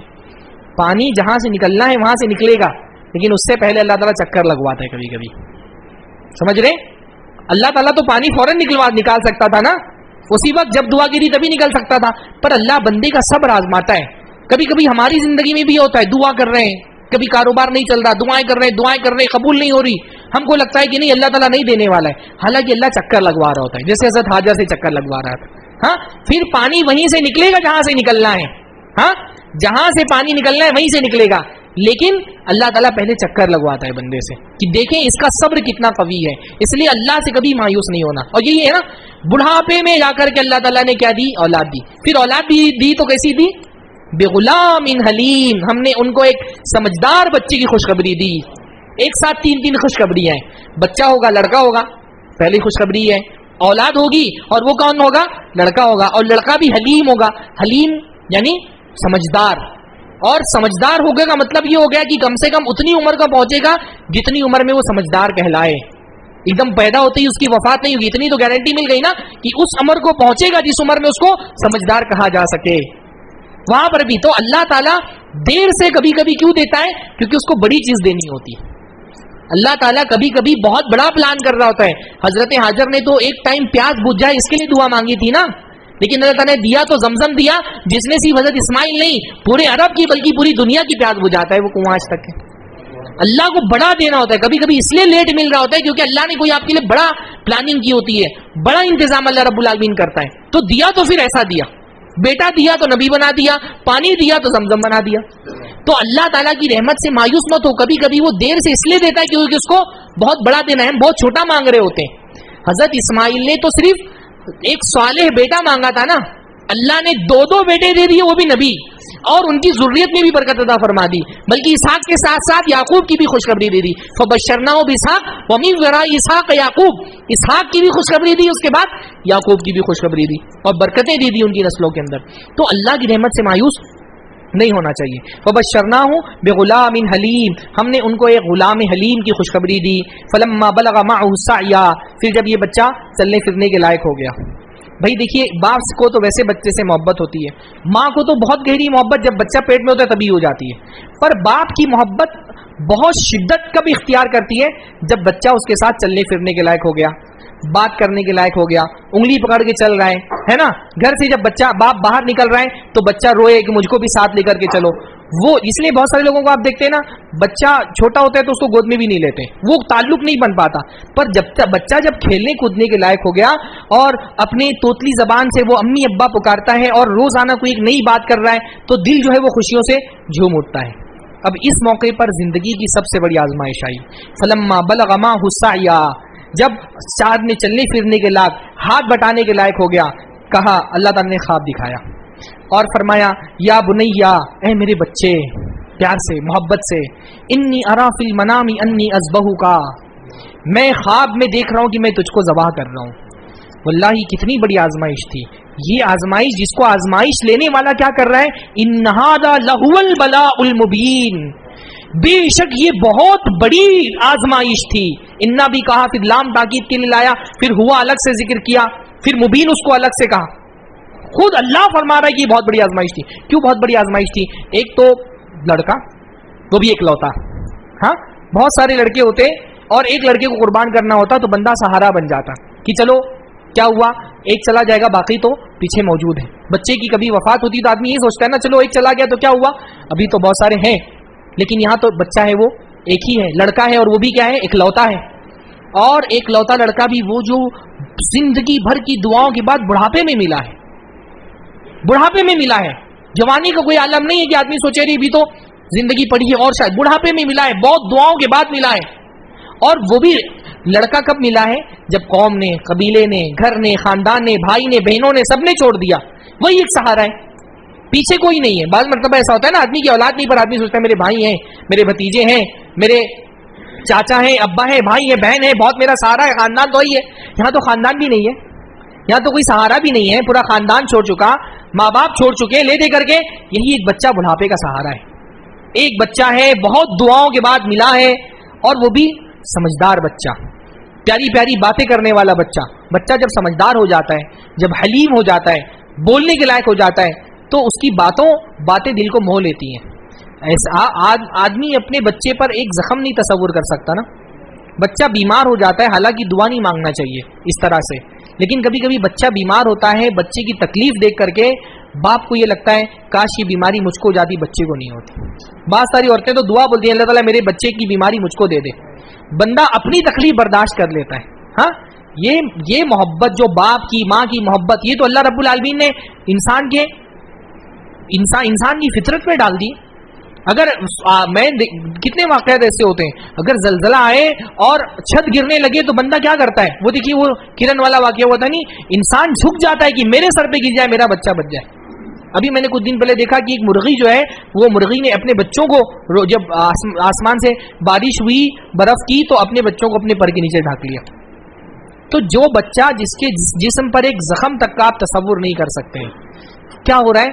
انی اذبح کا، میں اپنے بچے کو ذبح کر رہا ہوں اپنے ہاتھ سے. اور نبی کا جو خواب ہوتا ہے وہ صرف وہی نہیں ہوتا، وہ اللہ کی طرف سے پیغام ہوتا ہے. وہ جو صرف خواب نہیں ہوتا، وہ اللہ کی طرف سے وہی ہوتا ہے، پیغام ہوتا ہے. جا کر کے اپنے بچے کو بتا رہے یا بنیا، اے میرے بچے، انی ارا انی اذبح کا، میں انی ارا فی المنام انی اذبح کا، میں خواب میں یہ دیکھ رہا ہوں کہ میں تجھ کو ذبح کر رہا ہوں. فانظر ماذا ترى، ذرا دیکھ کر سوچو تمہاری کیا رائے ہے اس میں. ہاں کیا باپ اور کیسا بچہ. ہاں بچے سے مشورہ کر رہے ہیں. اچھا، اس میں حضرت ابراہیم علیہ السلام کی سیرت سے ایک ہم کو یہ بھی پیغام ملتا ہے، زندگی کے بڑے معاملات میں بچوں سے مشورہ کرنا چاہیے، خاص طور پہ جو ان کی زندگی سے متعلق چیزیں ہے نا. بچوں سے مشورہ کرنا یہ سنت ابراہیمی ہے. بھائی جا کر کے فوراً پکڑ کے ذبح بھی کر سکتے تھے. جیسے ہمارے یہاں باپ کا بعض مطلب ایٹیٹیوڈ کیا ہوتا ہے، میں اپنا فیصلہ بالکل مجھ کو بچے پہ لاد دینا ہے، بچے سے کچھ نہیں پوچھنا ہے، اس سے کوئی سوال نہیں کرنا ہے، ہاں تھوپ دینا ہے بالکل اس کے اوپر. یہ طریقہ نہیں ہونا چاہیے، خاص طور پہ اس کی زندگی کا مسئلہ ہے، اس کی کریئر کا معاملہ ہے، اس کی شادی کا مسئلہ ہے، لڑکی کی شادی کرنا ہے، لڑکی کی شادی کرنا ہے، اور زندگی کے دوسرے معاملات ہیں. ان سے مشورہ کریے، ان کو کنونس کریے. اگر آپ کو لگتا ہے کہ کوئی مسئلے میں آپ کو صحیح لگ رہا ہے تو یہ نہیں کہ اس پر تھوپ دے، اس کو کنونس کرنے کی کوشش کریے. ہمارے یہ بہت بڑا مسئلہ ہے بچوں والدین کے ساتھ کہ وہ اپنا حکم تھوپ دینا چاہتے ہیں بچے پر. یہاں حضرت ابراہیم اتنا اللہ کا حکم ہے پھر بھی کیا کر رہے ہیں؟ بچے سے مشورہ کر رہے ہیں، بچے کو بتا رہے ہیں. ہاں اس سے ہم کو پتا چلا کہ ماں باپ کو جو ہے وہ مشورہ. اچھا، مشورہ کرنے کی ایک وجہ یہ بھی تھی کہ بھائی اگر ڈائریکٹ جا کر کے ذبح کر دیتے تو کیا ہوتا؟ پھر حضرت اسماعیل کو فضیلت نہیں ملتی نا، چل کے ذبح کر دیا، ان کا تو کوئی اختیار نہیں تھا. جب مشورہ کیا اور حضرت اسماعیل علیہ السلام نے اس کو اجازت دے دی تو کیا ہو گیا؟ اب اس فضیلت میں حضرت اسماعیل بھی شامل ہو گئے. اگر زبردستی کرتے تو کیا ہوتا؟ پھر تو حضرت اسماعیل اس فضیلت سے محروم رہ جاتے. لیکن یہ حضرت اسماعیل علیہ السلام کا بھی مقام. رسول اللہ نے فرمایا میں 2 ذبیحوں کی اولاد ہوں، 2 لوگ جو ذبیح تھے ان کی اولاد ہوں، ایک اللہ کے رسول کے والد عبداللہ اور ایک اسماعیل. تو جب بیٹے سے پوچھا، بیٹے نے بھی کیا بات کہی؟ ہاں یا ابت افعل ما تؤمر، اے میرے ابا آپ کر گزریے جس کا آپ کو حکم دیا گیا ہے. ہاں یعنی صرف اجازت نہیں، اجازت کے ساتھ سبب بھی بتا دیا، سبب بھی بتا دیا. کیوں کریے؟ کیونکہ آپ کو حکم دیا گیا ہے. جس چیز کا حکم دے دیا گیا پھر اس میں انکار کرنے کی کوئی گنجائش باقی نہیں بچی. یا ابت افعل ما تؤمر، جس چیز کا آپ کو حکم دیا گیا ہے آپ کر گزریے. علامہ اقبال کا شعر کیسے، یہ فیضان نظر تھا یا کہ مکتب کی کرامت تھی، سکھائے کس نے اسماعیل کو آداب فرزندی. 7-8 سال کا بچہ کس لائق ہوتا ہے؟ ہاں کس لائق ہوتا ہے؟ ابھی چلنے پھرنے کے لائق ہوا ہے اور اس مقام پر اللہ تعالیٰ نے پہنچا دیا. اسی لیے اللہ تعالیٰ نے کہا تھا غلام حلیم، یہ بہت سمجھدار لڑکا ہے، یہ بہت سمجھدار بچہ ہے. تو بچہ یہ کہہ رہا ہے ستجدنی انشاء اللہ من الصابرین. کیا تعبیر ہے بھائی! ایک ہوتا ہے میں صبر کروں گا، یہ نہیں کہا میں صبر کروں گا انشاءاللہ. اس میں تو گھمنڈ آ سکتا ہے نا کہ میں یعنی اپنا کمال بیان کر رہے ہیں، میں صبر کروں گا. یہ نہیں کہہ رہے. کیا کہہ رہے ہیں؟ ستجدنی انشاء اللہ، اگر اللہ نے چاہا تو آپ مجھے پائیں گے من الصابرین، صبر کرنے والوں میں. یعنی میری اپنی کوئی خاصیت نہیں ہے، بہت سارے لوگ صبر کرنے والے، اگر اللہ نے مجھے توفیق دی تو میں بھی ان میں شامل ہو جاؤں گا. تواضع اس کے اندر نا، کہ اپنا کوئی گھمنڈ نہیں کہ میری کوئی. یہ چھوٹا سا بچہ ہے جو بول رہا ہے، جو ابھی باپ کے ساتھ چلنے پھرنے کے لائق ہوا ہے، کہ انقریب آپ مجھے پائیں گے صبر کرنے والوں کے اندر. کہ صبر کرنے والے جیسے ہوتے ہیں، یعنی اس میں اپنا کوئی میرا کمال نہیں ہے، یہ اللہ توفیق دے گا تو میں صبر کر لے جاؤں گا. فلما اسلما، تو جب دونوں کے دونوں فرما بردار ہو گئے. حضرت ابراہیم کی سیرت کے بہت ساری ان کی ایٹیٹیوڈ اللہ تعالیٰ نے قرآن مجید میں بیان فرمائے. سب سے زیادہ جس ایٹیٹیوڈ کو ہائی لائٹ کیا قرآن مجید میں وہ کیا ہے؟ اسلام، فرما برداری. جو بھی حکم دیا گیا فوراً کیا کیا؟ سر جھکا لیا. اس قال ربہ اسلم قال اسلمت لرب العالمین. جب بھی اللہ نے کہا مان جاؤ، فرما بردار بن جاؤ، انہوں نے کیا کہا؟ میں پہلے سے رب العالمین کا فرما بردار ہوں. یہاں پہ بھی دیکھیے ماضی کا صیغہ استعمال کیا، اسلمت لرب العالمین. اللہ نے کہا اسلم، تابع بن جاؤ، فرما بردار بن جاؤ. اسلمو نہیں کہا، مضارع کا صیغہ نہیں کہ میں بن رہا ہوں، کہا اسلمت لرب العالمین، میں آلریڈی رب العالمین کا فرما بردار ہوں. تو یہ فرما برداری، یہ کیا فرما برداری ہے بھائی؟ یہ حضرت ابراہیم سوال بھی تو کر سکتے تھے نا کہ اللہ تعالیٰ اس بچے کے ذبح کرنے سے آپ کو کیا فائدہ ہو جائے گا؟ اگر میں بچے کے سر پہ چھری چلا دوں تو اس سے آپ کا کیا فائدہ ہو جانے والا؟ جیسے قربانی کے معاملے میں آج کل بہت سارے لوگ بولتے ہیں نا قربانی کی حکمت کیا ہے، اس کا کیا فائدہ ہے، اتنے سارے جانور قتل کرنے کا اور اتنے سارے جانور ذبح کرنے کا کیا فائدہ ہے؟ بھائی فائدے بعد کی چیز ہوتے ہیں، یہ حکم ہے اللہ کا. سب سے پہلی چیز یہی ہے کہ اللہ تعالیٰ کا حکم ہے، ہم اس لیے کرتے ہیں کیونکہ اللہ کا حکم ہے. اللہ کا حکم آ گیا، حکمتیں پھر بعد میں دیکھی جاتی ہیں، بس حکم ہے تو کرنا ہے. حضرت ابراہیم نے سوال نہیں کیا اس سے فائدہ کیا ہونے والا ہے، بچے کا قتل کر کے تجھ کو کیا مل جائے گا. پوچھ سکتے تھے نا اللہ تعالیٰ تجھ کو لے ہی لینا تھا تو دیا کیوں تھا؟ ہاں دیتا ہی نہیں، جب اتنا لینا تھا تو دیا ہے. اور اچھا اگر لینا ہی ہے تو کوئی موت دے دے، اس کو کوئی بیماری دے دے، اپنے آپ وہ اس کو موت ہو جائے. موت اور زندگی تو تیرے ہاتھ میں. یہ باپ کے لیے کتنی بڑی آزمائش ہے اپنے بچے کو قتل کرنا. اور قتل بھی ایسا نہیں کرنا ہے بھائی کوئی زہر کھلا دو چپکے سے کوئی موت ہو جائے. چھری لے کر کے اپنے ہاتھوں سے اس کی گردن پہ چلانا ہے. جس بچے کو مچھر کاٹے تو برداشت نہیں ہوتا ہے، اس بچے کی گردن پہ چھری چلانی ہے. اللہ اپنی محبت کو ایسے ہی آزماتا ہے کہ میری محبت زیادہ ہے یا بچے کی محبت زیادہ ہے. کوئی محبت اللہ کی محبت سے بڑی نہیں ہونی چاہیے. تو سوال نہیں کیا کوئی. اطاعت یہ ہے کہ جب حکم آ جائے تو سوال نہیں کیا جاتا ہے، بس فوراً. جیسے صحابی تھے نا عبداللہ ابن مسعود، ہاں آ رہے ہیں مسجد کے اندر، جیسے ہی دروازے پہ پہنچے اللہ نے کسی کو کہا بیٹھ جاؤ، وہیں پہ بیٹھ گئے. سوال نہیں، کوئی اس کی حکمت کیا ہے، فوائد کیا ہے، کچھ نہیں، بس رسول اللہ نے کہا تو کرنا ہے. یہ ایک ایٹیٹیوڈ ہوتا ہے. اور یہ حضرت ابراہیم کا ان کی زندگی میں سب سے بڑی بات ہے کہ اللہ سے سوال نہیں. اللہ تعالیٰ نے کہا بال بچوں کو چھوڑ کے آؤ، چھوڑ کے آ گئے. ہاں آگ میں کودنا اللہ کے لیے کود گئے، کوئی سوال نہیں، آگے پیچھے کچھ نہیں. فلما اسلما، دونوں باپ بیٹے یہ دونوں تیار ہو گئے فرما برداری کی. وتلہ للجبین، اور ان کو چہرے کے بل لٹا دیا. ہاں علماء نے لکھا کہ چہرے کے بل اس لیے لٹا دیا کہ بیٹا ہے، ڈر ہے اس بات کا کہ کہیں اس کی موہنی سی صورت دیکھ لے تو دل پگھل نہ جائے، کہیں امتحان میں ہاتھ نہ لڑکھڑا جائے، کہیں چھری رک نہ جائے تو چہرہ آنکھوں کے سامنے نہیں ہوگا تو رحم کے جذبات بھی دل میں پیدا ہوں گے. اس لیے چہرے کو پیچھے کر کے لٹایا کہ چہرہ دکھائی نہ دے. وَنَادَيْنَاهُ أَن يَا إِبْرَاهِيمُ، ہم نے اس کو آواز لگائی اے ابراہیم، قد صدقت الرؤيا، تم نے تو خواب کو سچ کر دکھایا، تم نے خواب کو سچ کر دکھایا. اِنَّا كَذَلِكَ نَجْزِي الْمُحْسِنِينَ، ہم اسی طرح سے اپنے بندوں کو بدلہ دیتے ہیں. کیا کہا میں نے؟ فیل اللہ نہیں ہونے دیتا ہے، آخر کار انجام ایمان والے کے حق میں ہی ہوتا ہے. اِنَّا كَذَلِكَ نَجْزِي الْمُحْسِنِينَ إِنَّ هَذَا لَهُوَ الْبَلَاءُ الْمُبِينُ، بے شک یہ بہت بڑی بلا تھی. ہاں بہت بڑی بلا تھی. اللہ نے خود فرمایا یہ بہت بڑی آزمائش تھی. وَفَدَيْنَاهُ بِذِبْحٍ عَظِيمٍ، اور ہم نے پھر اس کے بدلے میں ان کو فدیے کے طور پہ ایک دوسرا عظیم جانور ذبح کرنے کے لیے دیا، مینڈھا اللہ تعالیٰ نے عطا فرما دیا. وَتَرَكْنَا عَلَيْهِ فِي الْآخِرِينَ، پھر ہم نے اس کو باقی رکھا بعد کے لوگوں میں. ابراہیم کا یہ ذکر باقی لوگوں میں باقی رکھا، اور یہی جو ہم قربانی کرتے ہیں کیا ہے؟ اسی واقعے کی یادگار ہے نا. جو حج کرتے ہیں وہ کیا ہے بھائی؟ جمرات کو پتھر مارتے ہیں. کہ حدیث کے اندر آتے ہیں کہ جب حضرت ابراہیم السلام چلے، مسند احمد کی روایت ہے، شیطان نے آ کر کے بہکانے کی کوشش کی تو حضرت ابراہیم نے اس کو 7 پتھر مارے. آج حاجی 7 پتھر مارتے ہیں تو حضرت ابراہیم کو یاد کرتے ہیں. ہاں، فرمایا ہم نے پھر اس کا ذکر باقی رکھا، یہاں تک کہ اب پوری دنیا میں مسلمان 10 ذی الحجہ کو جب وہ واقعہ پیش آیا حضرت ابراہیم کو یاد کرتے ہیں. ہم بھی انشاءاللہ تعالی کچھ دنوں کے بعد اتوار کو اپنی جانور ذبح کر کے حضرت ابراہیم کو یاد کریں گے. جب جانور کی گردن پہ چھری چلائیں تو یاد کریں کہ یہ چھری جو چل رہی ہے یہ کس چھری کی یادگار ہے؟ اس چھری کی یادگار ہے، یہ اس نبی کی یادگار ہے. اللہ تعالیٰ نے قیامت تک کے لوگوں کے لیے وہ ذکر باقی رکھا. جب تک اللہ کا نام لینے والی زمین پر رہیں گے حضرت ابراہیم کو یاد کیا جاتا رہے گا، ان کی اس قربانی کو یاد کیا جاتا رہے گا. تو جس کی قوم والوں نے اس کو یہ سوچ کے چھوڑ دیا تھا کہ یہ گمنام ہو جائے گا، اللہ تعالیٰ نے کتنا بڑا نام اس کا پیدا کر دیا کہ دنیا کی 3 قومیں، عیسائی، یہودی، مسلمان، آج ان کو اپنا پیشوا مانتے ہیں، اور مسلمان تو زیادہ حق رکھتے ہیں حضرت ابراہیم علیہ السلام پر. تو اللہ تعالیٰ کا یہ طریقہ ہے کہ جب بندہ کذالک نجزی المحسنین، ہم احسان کرنے والوں کو ایسے ہی جزا دیتے ہیں. ہاں، اللہ کا یہ طریقہ ہے کہ جب بندہ اللہ سے محبت کرتا ہے تو اللہ اس سے محبت کرتا ہے. جب اللہ کسی بندے سے محبت کرتا ہے تو دنیا کے لوگوں میں اس کی محبت اللہ تعالیٰ ڈال دیتا ہے. حدیث کے اندر آتا ہے فرمایا کہ اللہ تعالیٰ جب کسی بندے سے محبت کرتا ہے تو جبرائیل سے کہتا ہے اے جبرائیل ان اللہ یحب فلانا فاحبہ. اللہ تعالیٰ فرماتا ہے کہ جبرائیل فلاں آدمی سے محبت کرو، میں اس سے محبت کرتا ہوں. پھر جبرائیل اس سے محبت کرنے لگتے ہیں. پھر جبرائیل جو ہے وہ آسمان کے فرشتوں سے کہتے ہیں فلاں آدمی سے اللہ محبت کرتا ہے، تم بھی محبت کرو. فرشتے بھی محبت کرنے لگتے ہیں. حدیث کے اندر آتا ہے ثم یوضع له القبول فی الارض، پھر زمین میں اس کے لیے مقبولیت ڈال دی جاتی ہے، پوری دنیا اس سے محبت کرنے لگتی ہے. تو حضرت ابراہیم علیہ السلام کا ذکر اللہ تعالیٰ نے ایسے جاری کر دیا وبشرناہ باسحاق نبیا من الصالحین.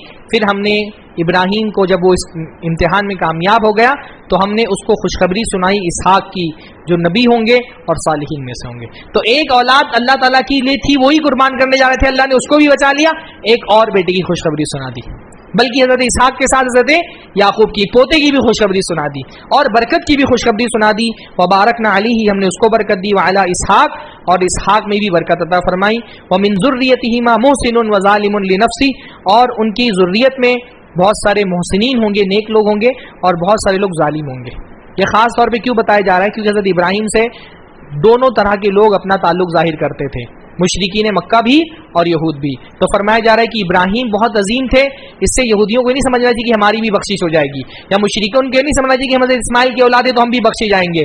ان کی ذریت میں بہت سارے ظالم بھی ہونے والے ہیں. تو تم یہ مت سوچو کہ ہماری آبا اجداد بہت اعلیٰ تھے لہٰذا ہم کچھ بھی گناہ کریں ہمارا کوئی فرق نہیں پڑنے والا. نسب سے اگر آدمی گمراہی پر ہے تو اس کا نسب اس کو فائدہ نہیں پہنچائے گا. اسی طرح سے ایک طرح کی تسلی بھی ہے ان باپ لوگوں کے لیے جو اپنی اولاد کی تربیت کی بہت کوشش کرنے پر اولاد بگڑ گئی، تو ان کے لیے تسلی ہے کہ بچوں کی بگاڑ سے تم پریشان مت ہو. دنیا میں نبیوں کی اولادیں بھی بگڑی ہیں. حضرت نوح علیہ السلام کی اولاد بگڑ گئی، ہاں انہوں نے بہت کوشش کی اپنے طور پہ تربیت کرنے کی، لیکن نہیں، اللہ نے کسی قسمت میں گمراہی لکھی ہے تو وہ گمراہ ہو کر کے رہنا ہے. حضرت اسحاق، حضرت یعقوب کی اولاد ہے بنی اسرائیل جو بگڑ گئے. تو اپنی اولاد بگڑ جائے تو اس پر جو ہے اولاد کے اسلام میں ناکام رہ جانے والے کو مایوس نہیں ہونا چاہیے. اس نے اگر اپنی کوشش کر لی ہے تو اگر اولاد بگڑ گئی تو انشاءاللہ تعالیٰ اس اولاد کا عذاب اس کے سر پہ نہیں آئے گا. لیکن اگر اولاد کی بگڑنے میں اس کا رول ہے تو پھر تو اس کو جواب اللہ تعالیٰ کے ہاں دینا پڑے گا. اور ہم کو یہ پتہ چلا کہ اعلیٰ خاندان کا کوئی نسب، اعلیٰ خاندان کا ہونا اللہ تعالیٰ کے ہاں اس کا کوئی ویلیو نہیں کہ آپ کس خاندان کے ہیں. حضرت اسحاق، حضرت ابراہیم کے خاندان کے لوگ جہنم میں جائیں گے، حضرت اسماعیل کے اولاد قریش کے لوگ یہ لوگ جہنم میں جائیں گے. خاندان کا اعلیٰ ہونا کوئی فائدہ نہیں پہنچائے گا اگر عمل اعلیٰ نہ ہو. اللہ نے فرمایا من ابطا به عملو لم یسر به نسبہ، جس کا عمل اس کو پیچھے کر دے اس کا نسب اس کو آگے نہیں کر سکتا. تو یہ حضرت ابراہیم علیہ السلام کا واقعہ ہے. بہت ساری اس میں اور بھی اس کے علاوہ تفصیلات ہیں، لیکن ظاہر سی بات ہے کہ بہت زیادہ تفصیلات میں جائیں گے تو ہمارا درس ختم نہیں ہو سکے گا. تو یہ حضرت ابراہیم کا جو زندگی کا سلسلہ تھا اس کا اختتام ہم لوگ اس درس پہ کرتے ہیں. اگلا منگل تو کیا ہے، کیا رکھیں گے؟ اب تو چھٹی کا دن رہے گا دوسری دن انشاءاللہ تعالیٰ. اس عید کے بعد جو ہمارا ایک سلسلہ شروع ہوگا سورہ یوسف کی تفسیر. میں تو چاہتا ہوں کہ حضرت یوسف علیہ السلام کی زندگی بیان کی جائے، لیکن اس کا سب سے بہتر طریقہ کیا ہے؟ قرآن مجید میں جو واقعہ بیان کیا گیا ہے سورہ یوسف، جس کو اللہ تعالیٰ نے کیا فرمایا؟ احسن القصص، سارے قصوں میں سب سے اچھا قصہ کس کا ہے؟ حضرت یوسف کا. اچھا قصہ مطلب مزہ آتا ہے، اچھا قصہ مطلب اس میں حکمتیں بہت ساری ہیں، اس میں ہمارے لیے فوائد اور عبرتیں اور دروس بہت سارے ہیں. ہاں حضرت یوسف علیہ السلام کے قصے کے ساتھ ظلم کیا ہوا، لوگوں نے اس کو انٹرٹینمنٹ کا ذریعہ بنا دیا، تفریح کا ذریعہ، اس کو عشق و محبت کی داستان بنا دی ہے. پرانے زمانے میں یوسف و زلیخا کے نام سے ایک جیسے محبت کی داستان کوئی چلتی تھی، حالانکہ اس میں ہدایت ہے، رہنمائی ہے ہمارے لیے. ہم کو واقعات پڑھ کر کے اصل کیا دیکھنا ہے، ہمارے لیے اس میں عبرت اور نصیحت کی کیا بات ہے. تو نصیحتوں سے بھرا ہوا وہ قصہ ہے سورہ یوسف. تو بجائے قصہ سنانے کے ہمارا طریقہ کیا ہوگا کہ سورہ یوسف کی تفسیری انشاءاللہ تعالیٰ کریں گے، پھر اس میں ہم دیکھیں گے انشاءاللہ ہماری اپنے ایمان کے اضافے اور اپنے عمل کی اصلاح کے لیے اس میں کیا کیا نقطے ہیں. اللہ تعالیٰ ہم سب کو توفیق عطا فرمائے. یہ حافظ فیاض صاحب انشاءاللہ تعالیٰ. ہاں آئندہ منگل انشاءاللہ درس نہیں ہوگا کیونکہ یہ عید الاضحیٰ آ رہی ہے. انشاءاللہ اس کے بعد والے منگل سے پھر ہم اپنے ایک نئے سلسلے کا آغاز کریں گے. آئندہ ہفتے آپ کچھ بولنا چاہ رہے تھے نا؟